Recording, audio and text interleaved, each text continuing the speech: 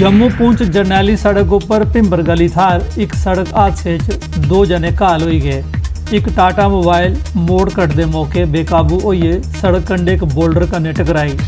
गड्डी सवार बशीर अहमद ते शबीर मोहम्मद घायल हो गए। उनेंगी कच्छ गए प्राइमरी हैल्थ सेंटर लेता गया ते फर्स्ट एड देइए डिस्चार्ज किया गया। सर मैं पिछले सिरे का मेरे को मेरा सामान भी चाहिए सारा कुछ पुलिस लेना गेट जड़ा है पूरा आर्मी के अंदर बनने इस जगह भी एक्सीडेंट हो गया। पिछले सिरे में कुछ भी चाहिए चाहिए कोई पता नहीं कि जाके कठुआ जिला कांग्रेस आसिया साबका प्रधानमंत्री राजीव गांधी हुंदा काल होए दे 28 बरे पूरे हो जाने पर एक कार्यक्रम में श्रद्धांजलि दी गई। इस मौके कांग्रेस के सीनियर लीडर पंकज डोगरा होरें राजीव गांधी हुंदे जीवन के बख-बख पक्षों उपर लो पाई। इस देश की खुशहाल बनाने वास्ते अपनी भाईचारा बढ़ाने वास्ते रीजनलिज्म को ऊपर उठी है, अपना जात बरादरी को ऊपर उठी है।